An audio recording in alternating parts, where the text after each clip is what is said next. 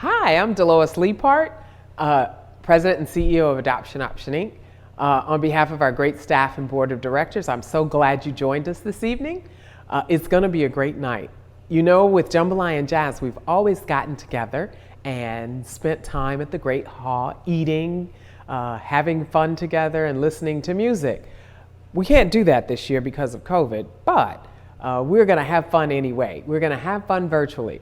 And tonight, we're blessed with two amazing volunteers, Chef Andy and Entrepreneur Kelly. Chef Andy's going to prepare some jambalaya, and Entrepreneur Kelly is going to prepare a Savannah cornbread casserole. So stay tuned, and thanks for joining us. Thank you for tuning in to All That Jazz. My name is Kelly Osborn, and we are going to make an awesome and easy sweet corn casserole. And not only does this dish pair really well with Chef Andy's jambalaya, it is a dish that you can have in your back pocket for the holidays. So let's get started. This is what I call a dump dish. You just take all the ingredients that go into it, dump it into one bowl, mix it up, put it in your baking dish, and throw it in the oven. So you're gonna start with a stick of butter, and then 2 eggs,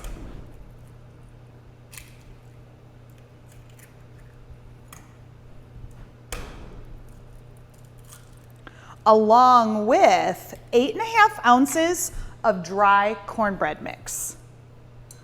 Dump that in. Dump in a regular can of strained kernel corn. Also a regular size can of creamed corn. And using the favorite kitchen tool, a rubber spatula, gotta love that.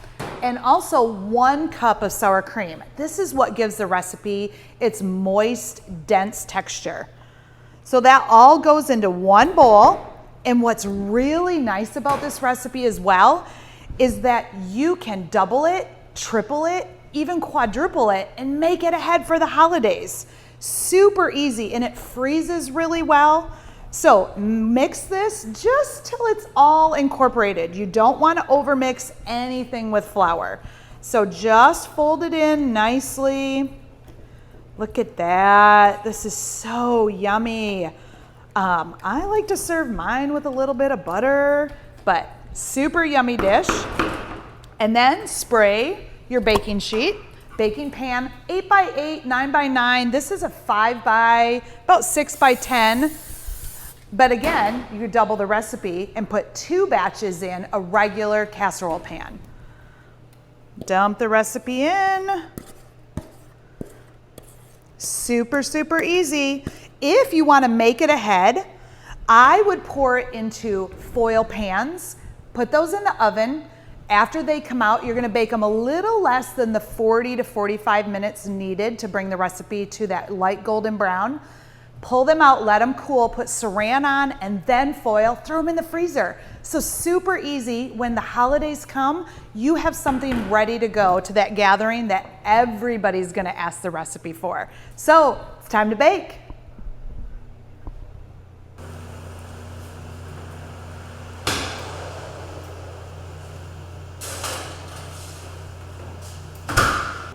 As you can see, awesome and easy. Smells amazing. All we need is a couple plates, forks, and a stick of butter. Thank you so much for your support of this phenomenal organization and the deep impact they have on our community. Hello and welcome to Windover's Kitchen and All That Jazz. Today we're gonna fix a Creole dish, jambalaya, one of my favorites, very easy to make. This is one of those dishes you literally clean out the refrigerator with. We have everything under the sun that we're putting into this dish. This dish usually consists of protein, vegetables, and rice, okay? A lot of the stuff that we have here, we grew right here in our own community garden. So this dish is a hearty dish. It's an East African, Spanish, French dish that was brought over to Louisiana in the 1700s. So we're gonna go ahead and get started here. One thing I love about this dish, it's a 1-pot dish. So it's easy on the dishwashers. They don't have 100 dishes to do. This is all made in 1 pot. So what we're going to start with here is we're going to brown our proteins off. Okay, we're going to brown our proteins off, set them aside, finish it, and then put everything in to finish in the oven. So the first thing we're going to do, take a little extra virgin olive oil, and we're going to put a couple of tablespoons right inside the pot here. The first thing we're going to do is we're going to start off with the sausage. Okay, we're using an andouille sausage, and we want to get this going in the pot, because what we're going to do is we are going to use a lot of the flavors that come out of our sausage. So we're going to heat this up real good. Get this nice and hot here. We're going to brown it up good. Get some of these flavors going right in this pot.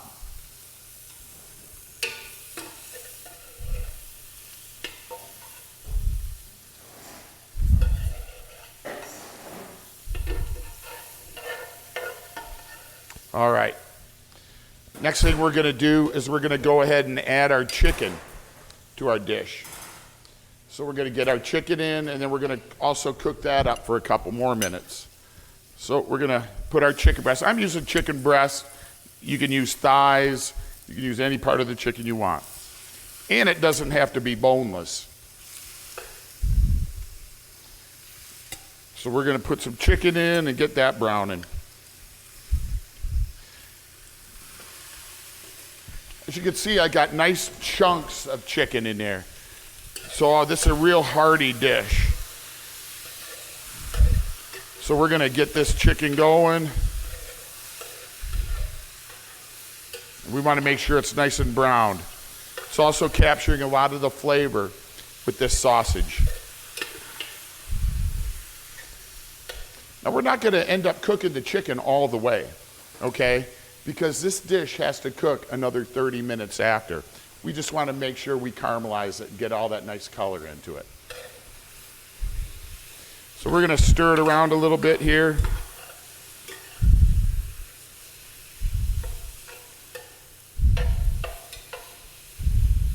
All right. It's already smelling great. So I don't know if you guys have smell-o-vision on your TVs like in old Willy Wonka days, but I'll tell you, this smells really good already. Now, the chicken, I used a whole chicken. I broke it down, deboned all the bones out of it. And out of the bones and carrots, onions, and celery, we made the chicken stock that's actually going to go into this. So we didn't waste any part of this chicken. We used the breast. We'll use the wings and the drumsticks as a little employee meal or something. But the stock we're going to add to this dish. It's going to be fantastic. So we're getting a lot of this chicken browned. Going to cook it a couple of more minutes here.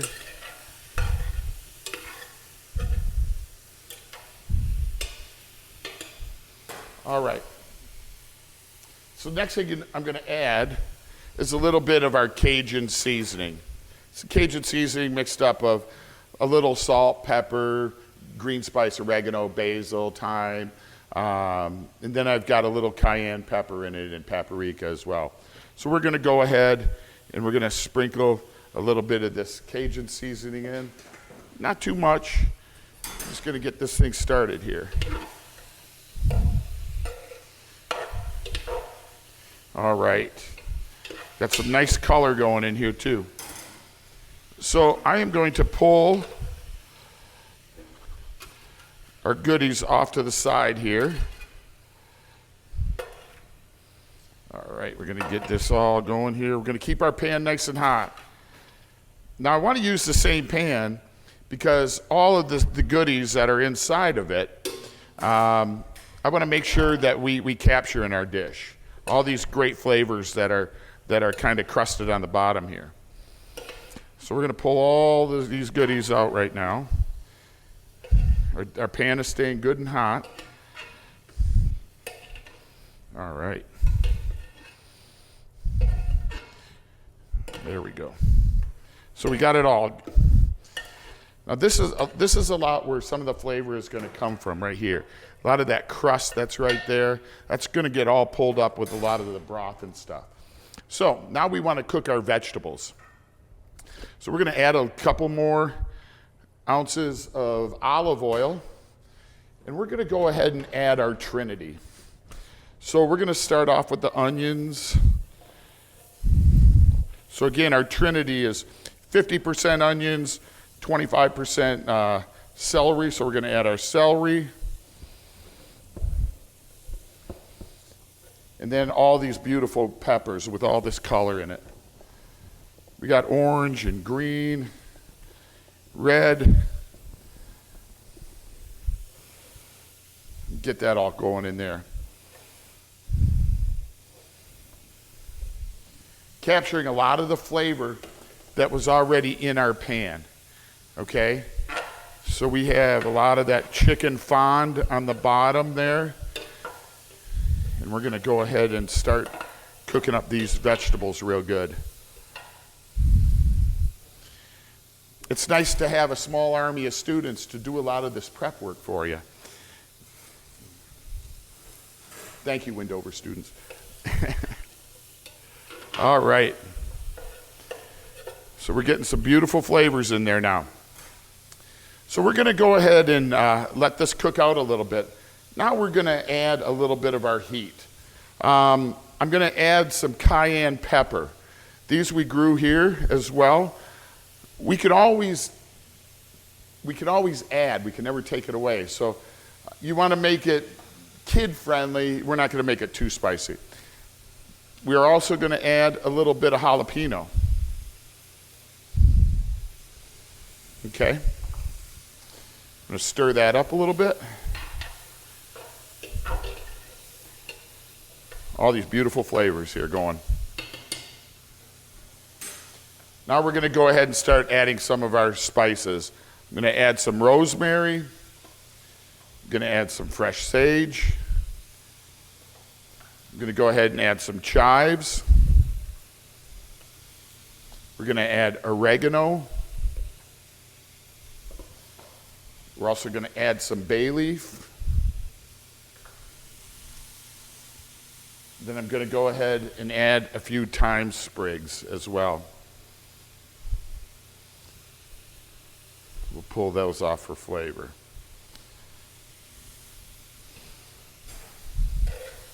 All right.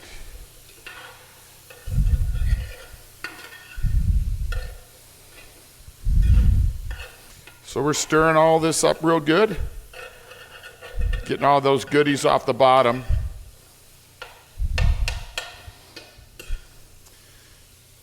Now, this is the difference between Creole and Cajun. When you add the tomatoes, all of a sudden it becomes Creole, okay? The Cajun version of jambalaya does not have the tomatoes in it. Now, as I said earlier, East Africans, the Spanish, French, they all have versions of this dish. The Spanish version is paella, okay? Now, paella doesn't use tomatoes in it, but it uses saffron instead, okay? So the saffron gives it that beautiful, beautiful color and flavor, and it's also very expensive. So we got our tomatoes in there. We're going to chop those up a little bit. Okay. You can see all the goodies in here. They're really looking good. Okay. Now we're going to add our goodies back. We're going to add our goodies. We're going to re-add all our meats. I'm going to stir those beauties in there.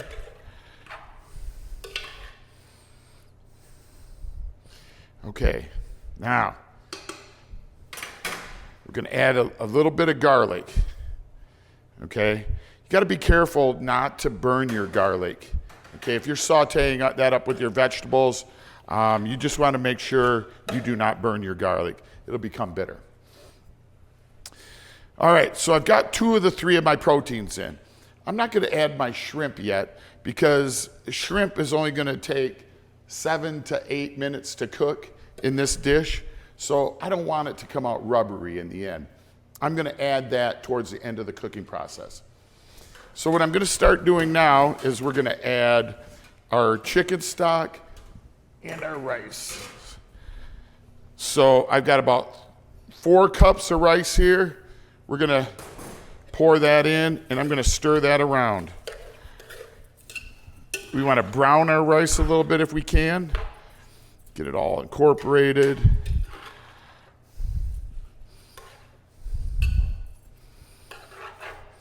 The rule of thumb with rice is 2 to 1.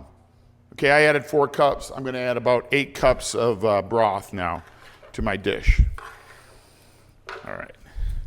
So we're going to get that all mixed up in there real good. Okay, and now I'm going to add my chicken stock. And this is flavorful. It smells exactly like Thanksgiving in here. So we're going to add our chicken stock.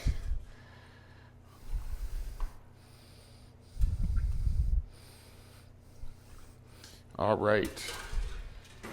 It smells wonderful. And then we're going to let it simmer here. And then I'm going to finish it. You can either finish this in the oven or actually simmer it right on your stove top. Okay? So I'm going to finish it right inside the oven. All right. So I'm going to get my lid. Oh, back again. And put our lid on it. And then we're going to take it. Oh, am I supposed to walk off? Going to take it and put it right in the oven.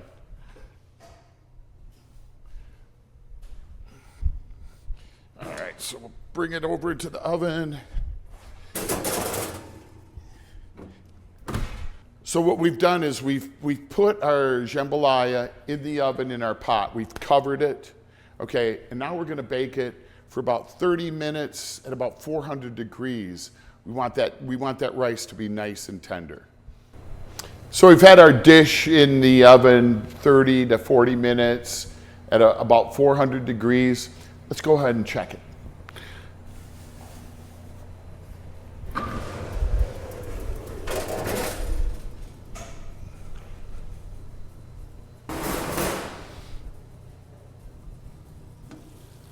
Oh boy, look at that.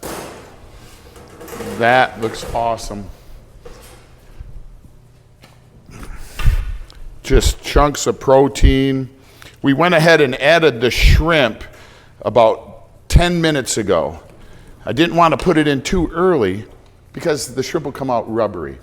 But if you look at this dish, man, I'm going to tell you, it's got the rice, it's got the proteins, you got chunks of tomato.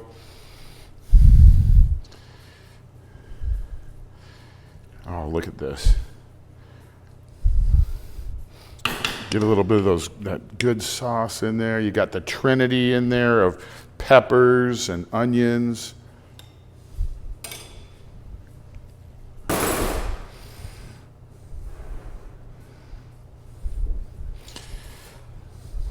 Just look at that. Just chunks of sausage and chicken and shrimp, and you got the trinity of onions and peppers there.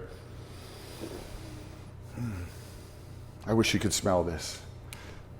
Bon appetit. Wasn't that wonderful? I just loved watching them prepare those 2 amazing dishes. I can't wait to go home and replicate. Okay, well, maybe not replicate, but try, because they made it look so easy. Chef Andy, Entrepreneur Kelly, we are grateful for the time you spent. It's been a wonderful evening, and it just wouldn't have been all that jazz without you sharing with us your excellent skills. Thank you so much. I am Wally Mayton. I serve as associate pastor at Memorial Presbyterian Church here in Midland, and my family and I love Midland, so we are invested in making it a place where everyone thrives. We're very inclusive that way. I came across Adoption Option through networking and relationships I had developed with DeLois Leapheart, as well as other staff members of Adoption Option. When we first came to Midland, one of the main focus of my ministry was youth ministry, working with children and youth in particular. And so I have a heart for youth and for their prosperity. So immediately when I learned what DeLois had envisioned for Adoption Option, it seems like a very good fit for me. She asked me to serve on the board. I told her I would certainly serve at least for a limited time to see how I might contribute to the mission of Adoption Option Inc.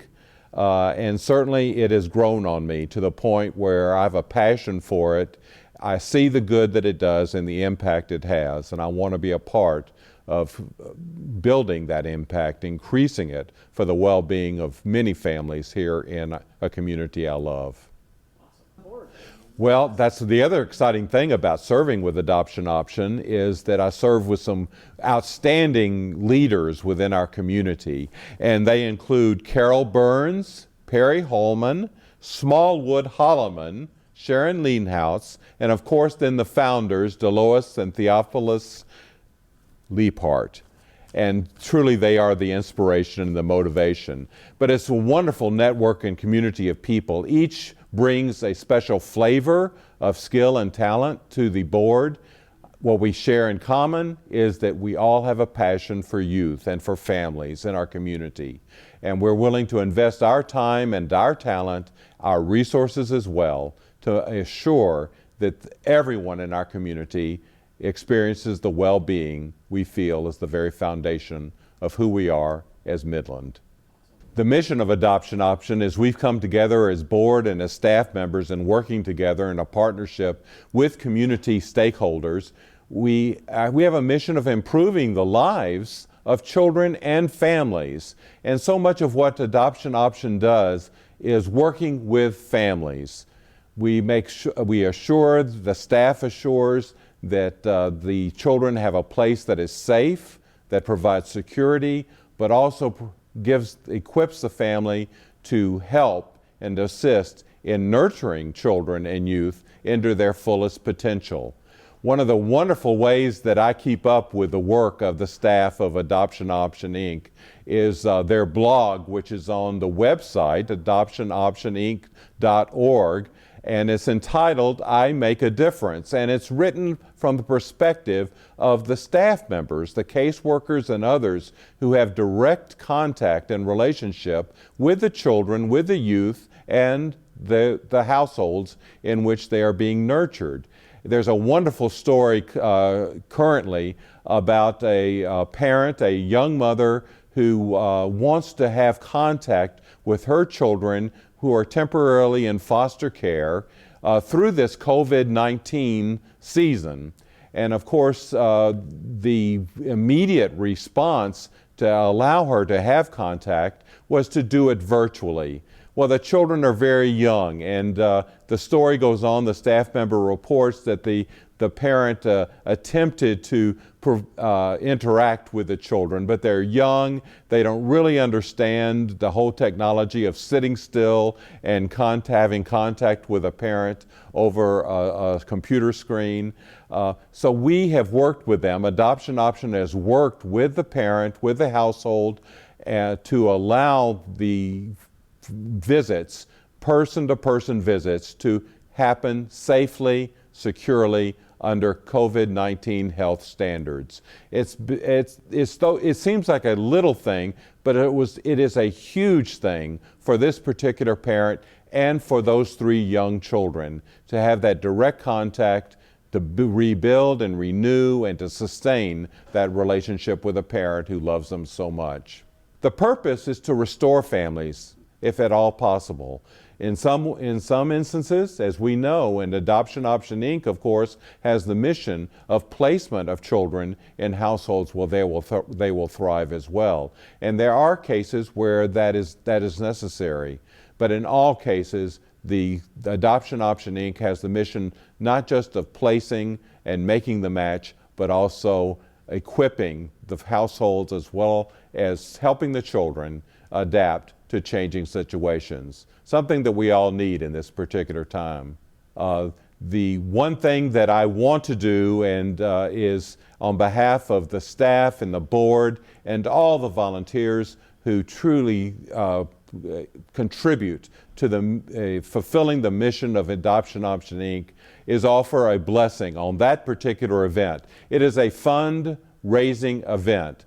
We want every child to reach his or her potential in life.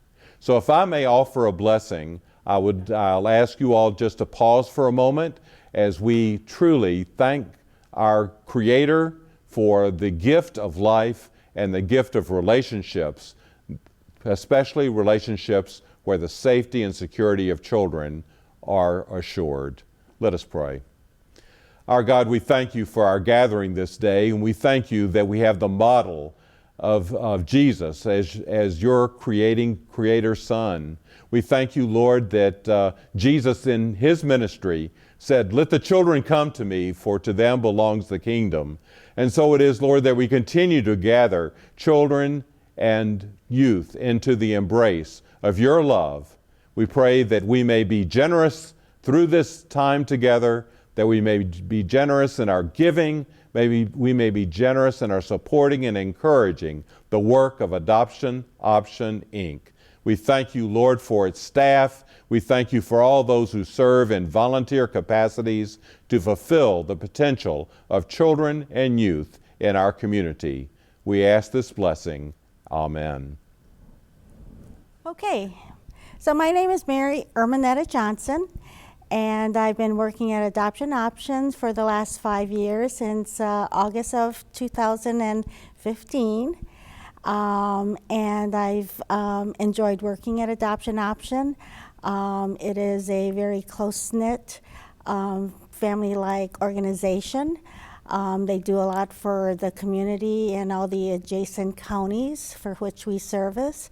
We are part of the child welfare organization, and we have contracts with the state of Michigan, Michigan Department of Health and Human Services. And we are here to service children and families through adoption, foster care, and licensing. How long have you worked in child welfare? I've been in child welfare for over 30 years and have apparently enjoyed it. It has its ups and downs, of course, but nothing that led me to feel like I just have to get out. I have just persevered in this, and this has just been my lifelong career. The biggest thing, I think, are how you can be pleasantly surprised. That through the ups and downs, at the end of the day, the worst case scenarios, there are always ways to find solutions, to problem solve, and to help a child or a family who may be in need. And the outcome is always, being able to see the success of those children and families. In foster care, we have children who, of course, by no fault of their own, are placed in foster care. And they're placed with families who have to go through, try to get licensed. It's rather intensive, and it can be intrusive at times. And so through that process, we make sure that the families meet the criteria set by the state of Michigan for the purpose of licensure. And then once they're licensed, we then try to find an appropriate match. And so with one of the families that we worked with, we were able to license them. It's a couple who had never had children of their own and decided they wanted to expand their family. And so one of the things that is often difficult is finding placement for teenagers. And so this young girl was a teenager. She'd actually come out of a disrupted adoption, was back in foster care, and we were able to make a match. And it is one of the success stories of our agency. So the average age is probably preschool through elementary. But we sometimes have newborns because mothers have drug addictions, and so from birth they might be placed in foster care. We often have teenagers as well, and often they're part of a SIP group. And so those are difficult because sometimes trying to place teenagers, not all families are suited for teenagers. And teenagers, just by being teenagers, have their own share of, issues. And so then if you're a teenager in foster care, all of our kids have experienced some degree of trauma. And so having to help families work with these teenagers, helping them understand the trauma and helping the children work through their trauma, can be challenging. Typically, again, the children who are available for adoption have not been able to have the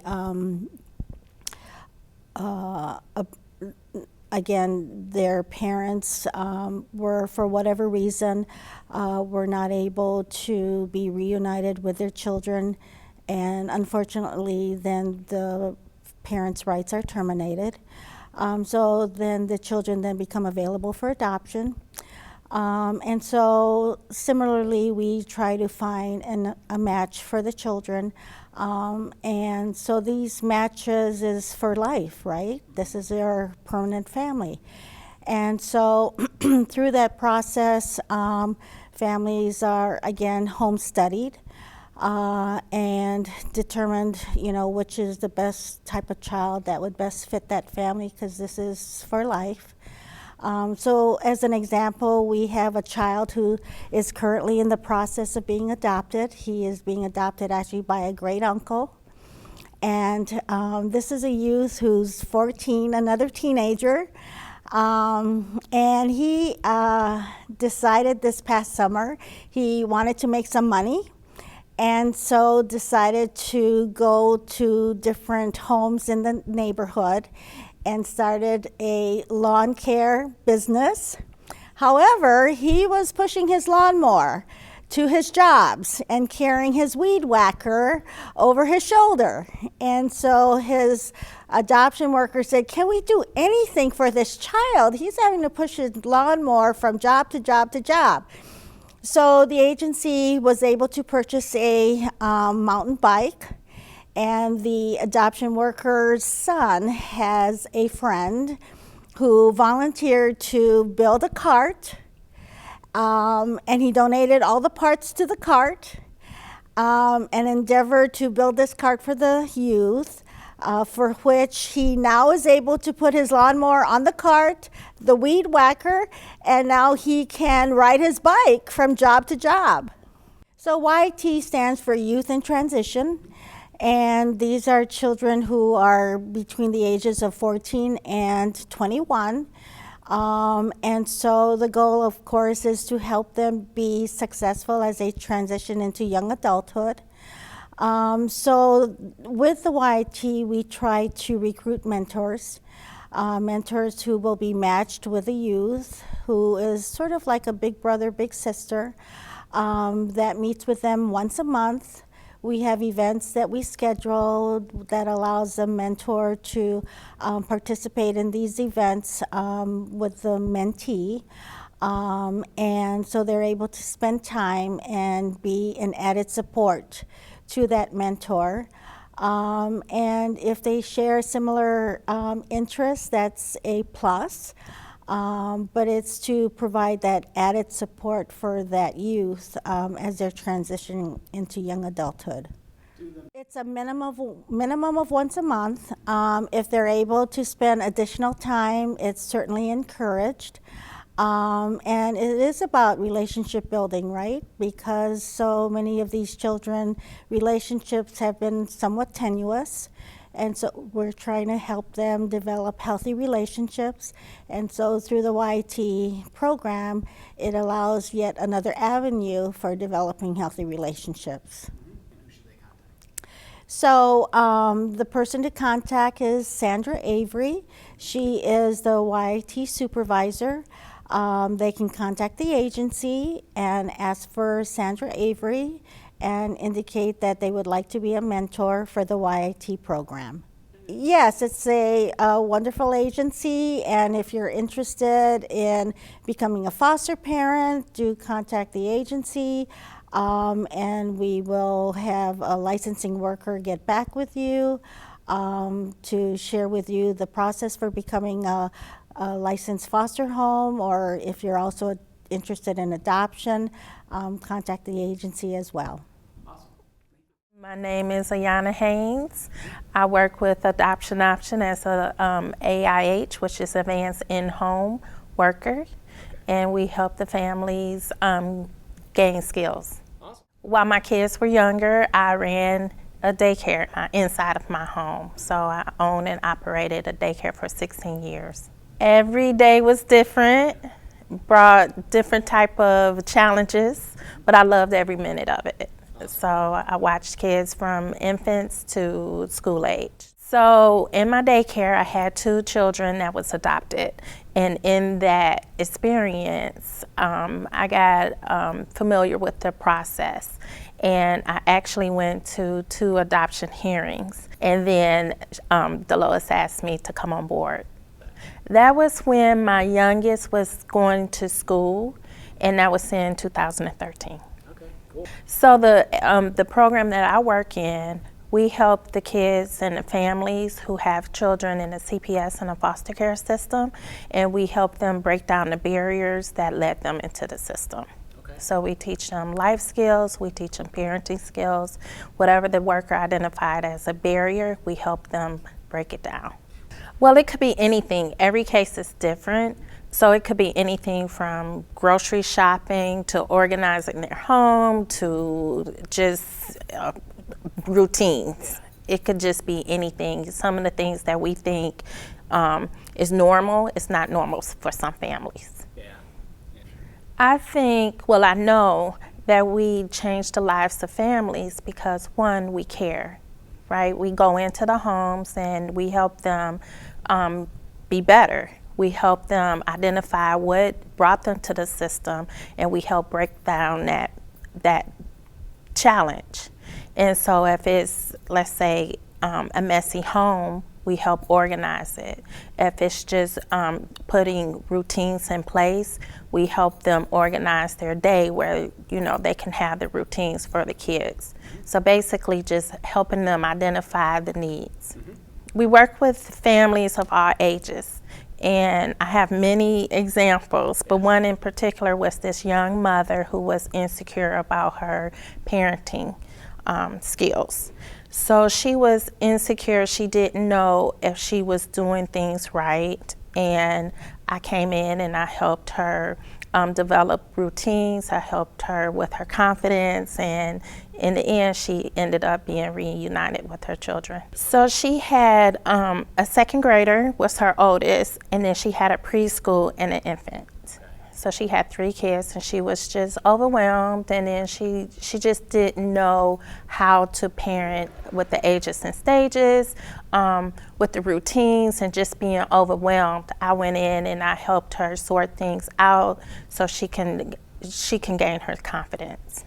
Definitely it's their personal experience, and then just what they know. You know, if you don't know anything, if you don't know how to teach it, you don't know how to help your children. And if you don't have structure in your own life, how can you bring about structure in your children's life? Right. I think it's a rewarding career. I really enjoy working for Adoption Option. I really enjoy my job, and I just, it's wonderful.